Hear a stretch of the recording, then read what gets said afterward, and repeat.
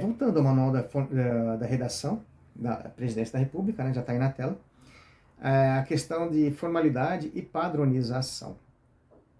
As comunicações administrativas devem ser sempre formais. Isto é, obedecer a certas regras de forma.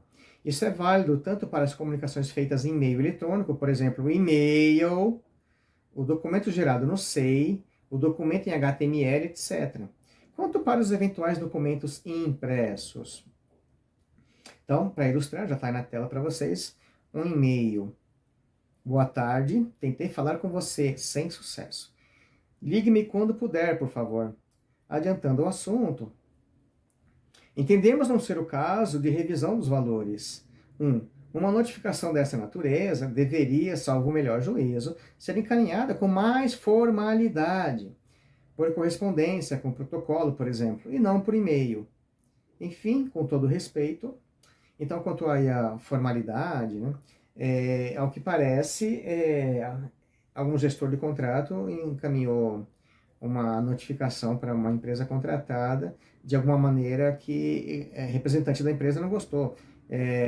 Não sei a situação, mas talvez tenha sido, talvez aqui estejam reclamando de uma eventual displicência por parte do servidor, ou servidora, não sei quem foi que mandou esse e-mail, mas eu encontrei em um processo. Então, se a gente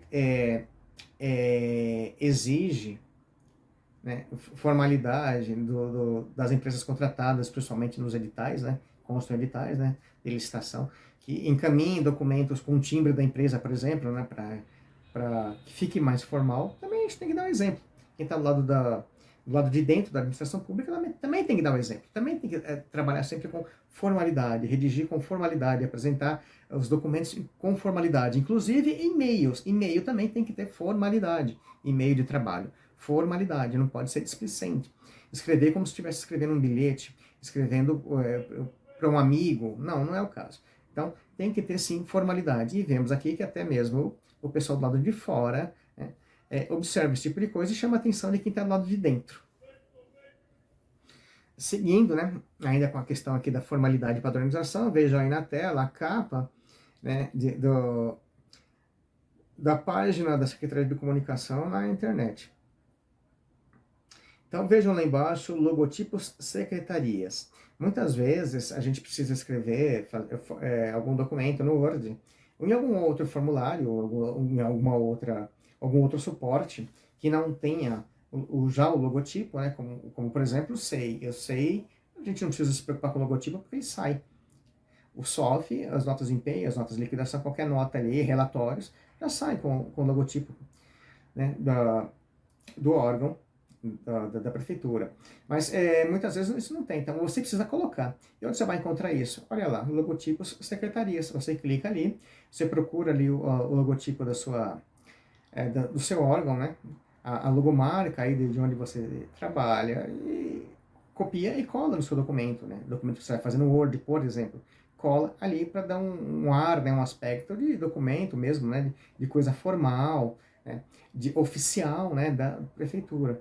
Então ali tem todas as logomarcas, né, dos órgãos todos. Escolha ali a sua, copie e cole, né, no seu Word, por exemplo, nos seus e-mails também. Aliás, falar nisso, vocês vão ver mais adiante que isso aqui também tem uma questão divergente entre manuais de redação oficial, inclusive o Manual de Redação da Presidência da República.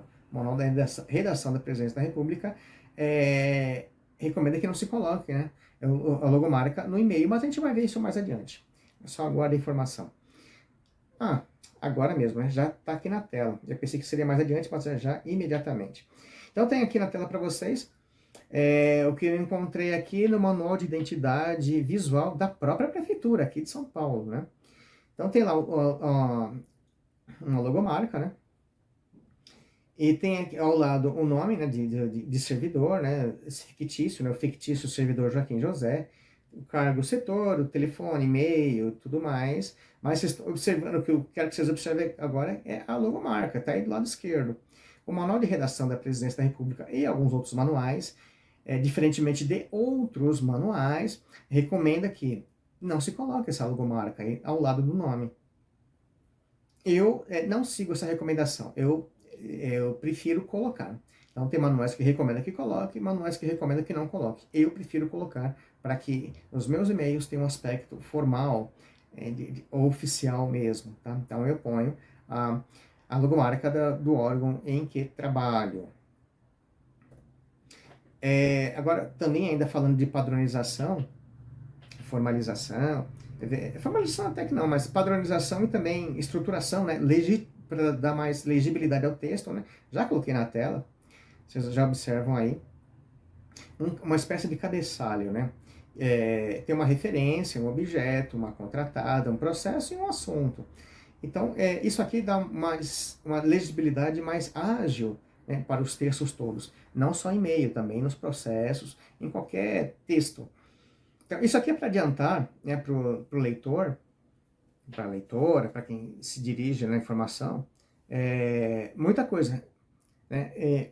Conhecendo essas informações, quem for ler o texto mesmo, o principal do texto, já vai ter essas informações na mente, já vai ajudar na compreensão. Ajuda então a legibilidade, vai ler e compreender, né, com mais propriedade. Com mais rapidez, perdão. Então vamos ver. Então tem uma referência ali, eu estou falando ali, né, quem está escrevendo isso aí, quem escreveu está falando ali do contrato SF número 13 de 2014. Isso significa que não está falando de outro, especificamente daquele contrato. Tem ali o objeto. Esse objeto é o do contrato, né? Então, esse contrato é relativo aí a um serviço de cópia, digitalização e plotagem. Não é outro objeto, é esse. Já tem o nome da empresa, já tem o número do processo e até uma informação de que o processo é antigo, de 2014, é do tempo ainda que era processo físico e foi convertido em processo eletrônico. E tem um assunto, né, pagamento de despesas de exercício anterior. Eu, por exemplo, se vejo no assunto pagamento de despesas de exercício anterior, essa informação já me adianta na mente tudo que eu sei a respeito do assunto. DEA, despesas de exercício anterior. Então, já adianta muito e me facilita a leitura do que vier lá no texto. O texto pode, inclusive, ser longo, mas com essas informações iniciais aí, a legibilidade vai ser muito mais rápida. Essas informações aí adiantam muito, né, a compreensão do texto. Então, agora vejam na tela uma informação que não tem aquelas informações todas, né? Não foi colocada aquelas informações para adiantar para o leitor, né, facilitar, né, a compreensão do texto. Né? Então já começa direto o encaminhamento, naturalmente, e depois já começa o texto. Né? Não vamos ler tudo, né? Mas vamos só observar que lá no primeiro parágrafo tem itens, tem 2 itens. Tem o I1, né, que está representado pela letra I minúscula, e tem o II, né, representando ali o item 2. Tá na horizontal. Isso aqui também complica. Seria melhor estar na vertical, como eu vou mostrar para vocês mais adiante. Agora vamos ler o segundo parágrafo. Solicitamos vossos bons préstimos no sentido de efetuar reserva com transferência de recursos orçamentários para a Secretaria Municipal, no valor de R$ 1.074.750, com a máxima urgência possível, com nossa elevada estima e consideração. Então temos aqui alguns problemas, né? Vamos começar aqui com o valor. O valor, gente, está por extenso ali, então eu já adianto para vocês o seguinte. Não é assim que se escreve o extenso, né, de valores monetários. Não se usa vírgula, põe-se a letra E, né, conectivo E. Então, o correto ali, vocês podem depois procurar aí, porque eu não trouxe aqui as regras, mas vocês podem encontrar isso aqui facilmente, até mesmo na internet, até dando um Google, para vocês conferirem depois. Mas vamos lá. O correto seria R$ 1.074.750. Se tivesse centavos e tantos centavos. Então, nada de vírgula ali, tá? No extenso dos numerais. Mas tem outras coisas ali também.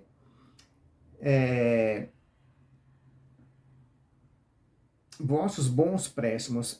Já passou, né, algum exemplo anterior, né, falando ali de bons préstimos ou simplesmente préstimos. Isso aqui, gente, é um vício de linguagem, também do tempo das redações antigas, essa questão dos préstimos, e pior ainda, com os bons, né, o adjetivo bons. Quem vai pedir alguma coisa, algum serviço, que vai solicitar alguma coisa, vai solicitar algo bom. Não precisa escrever que são bons, né? Préstimos. É um vício de linguagem. Pode tirar a palavra préstimos, solicita logo o que você precisa solicitar e pronto. Nada de vossos bons préstimos. Isso aqui é um vício de linguagem antigo, tá? Então, pode esquecer vossos bons préstimos. Não vai fazer falta nenhuma, ainda vai ajudar, porque vai deixar o seu texto mais curto, tá? Então, nada de vossos bons préstimos.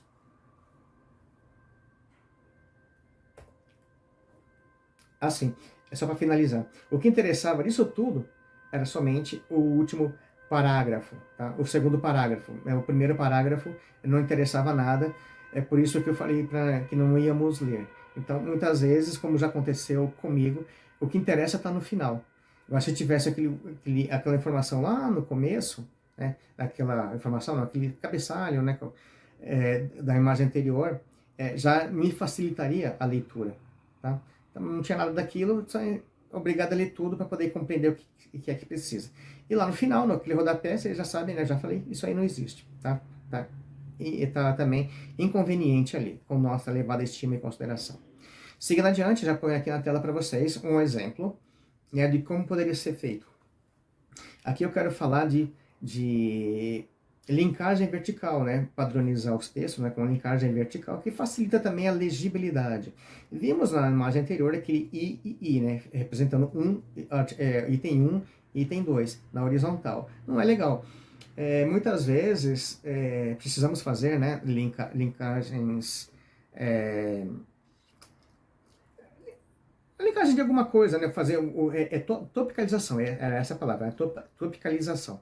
Então a gente pode fazer topicalização fora, né, dos textos, fora do texto principal, fazer a parte, como vocês veem aí na tela. Tem ali o item 1, 2, 3, 4 e 5. Isso aí é uma topicalização, né? Tópico 1, 2, 3, 4 e 5. Poderia ser também alfabético, né? A, B, C, D.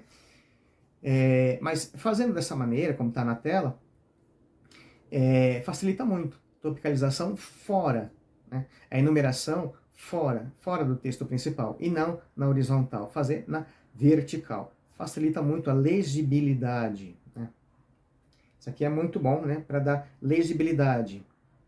Deixa o texto mais limpo, né? É uma recomendação. Agora, já na tela para vocês, a questão das linkagens. As linkagens, igualmente, é legal fazer as linkagens todas verticais. Muitas vezes não dá para fazer na vertical. E acaba tendo que fazer na horizontal. Mas sempre que puder, sempre que puder, prefira fazer linkagem vertical, não horizontal. Porque quando você faz na horizontal, o leitor, se ele cai na tentação de clicar naquele link, ele vai ser desviado da leitura. Aí depois ele vai ter que voltar para a leitura, para poder compreender o que é que está sendo solicitado, o que está sendo informado, comunicado ali. Então, as linkagens é legal fazer sempre na vertical. Horizontal só se não puder mesmo fugir da situação. Tá? Questão de dar legibilidade aos textos, né? Vou falar agora de vocativo. É uma invocação ao destinatário. Nas comunicações oficiais, o vocativo será sempre seguido de vírgula. Em comunicações dirigidas aos chefes de poder, utiliza-se a expressão excelentíssimo senhor ou excelentíssima senhora e o cargo respectivo, né, seguidos de vírgula. Então temos exemplos aí. Excelentíssimo senhor presidente da República, excelentíssimo senhor presidente do Congresso Nacional, excelentíssimo senhor presidente do Supremo Tribunal Federal, poderia ser também excelentíssimo senhor prefeito, excelentíssimo senhor presidente da Câmara Municipal, excelentíssimo senhor presidente da Prodan, do Tribunal de Contas, qualquer coisa assim.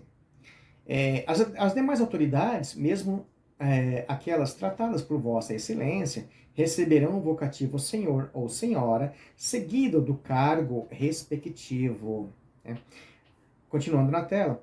Ainda quando o destinatário for um particular, no vocativo pode-se utilizar senhor ou senhora, seguida do nome do particular, ou pode-se utilizar o vocativo prezado senhor ou prezada senhora.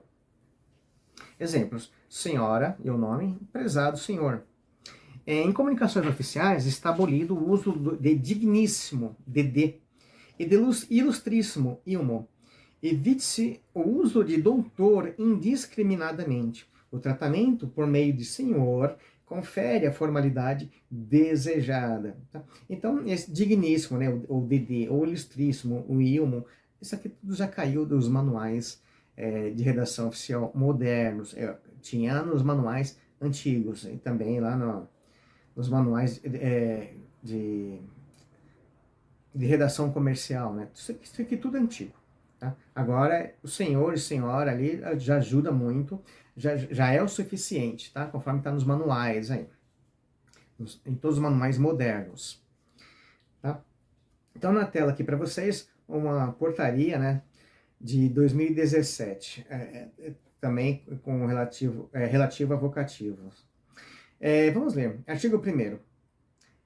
Todos aqueles que exercem cargos, empregos ou funções públicas devem se abster de utilizar pronomes de tratamento de referência, como Vossa Excelência, Ilustríssimo, entre outros, que exprimam hierarquia funcional ou social, privilégio, distinção ou grau de formação em documentos e cerimônias oficiais, audiências públicas e quaisquer outros atos e manifestações no âmbito da administração municipal direta e indireta.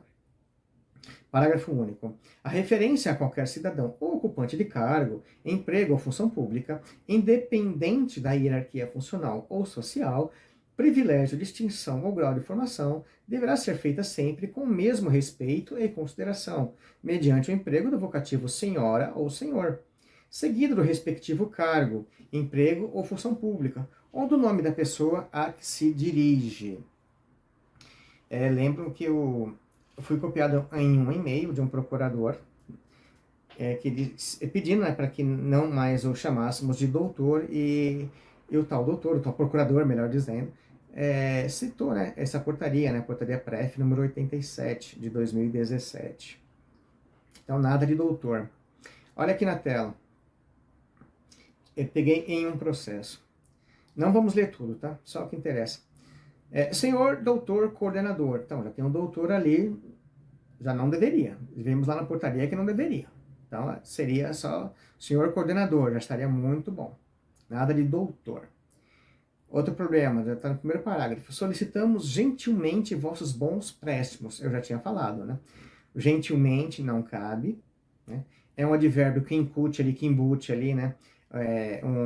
Também um elogio, né? Um autoelogio, né? E os bons préstimos, né? Que todos os préstimos devem ser bons, não precisa especificar que devem ser bons, que está solicitando somente os que são bons, deixando de lado os que não são bons. Não, não é isso. Então, nada de bons préstimos. Pode abolir esse tipo de expressão, né? De locução. Nada de bons préstimos. Lá embaixo, no último parágrafo, diante do exposto, solicitamos a manifestação deste digna coordenadoria jurídica. Já falamos que a coordenadoria, seja ela qual for, também qualquer outra repartição, tem que ser digna. Não precisa escrever, não precisa ficar elogiando, né, porque isso aqui também fica parecendo bajulação, e fere o princípio da impessoalidade. Né? E os elogios, né, são muitos, né? A gente já vê com facilidade por aí. Por exemplo, egrégia, né, que significa ilustre, indigitada, que significa notável, né, especial, né, eminente, douta, né, que significa sábia, né, que a gente já viu também.